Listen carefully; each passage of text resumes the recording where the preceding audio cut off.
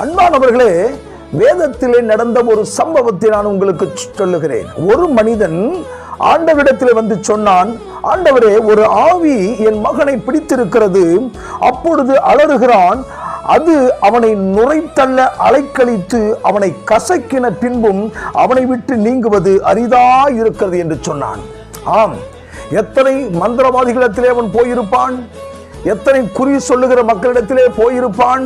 அவர்களாலே கூடாத ஒரு காரியம், அந்த அசுத்த ஆவியை அவர்களால் விரட்ட முடியவில்லை.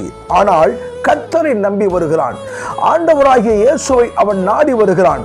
ஏனென்று சொன்னால் நிச்சயமாகவே அவனுக்கு தெரியும், இயேசுவை தவிர இந்த அசுத்த ஆவி, இந்த கெட்ட ஆவி இவனை விட்டு போகுவதற்கு வேற வழி இல்லை என்று சொல்லி. ஆம், கர்த்தருடைய வார்த்தை புறப்பட்டு வந்த பொழுது, கர்த்தர் ஒரு வார்த்தை சொன்ன பொழுது அந்த அசுத்த ஆவி அவனை விட்டு புறப்பட்டு போனது, அவன் சுகமடைந்தான்.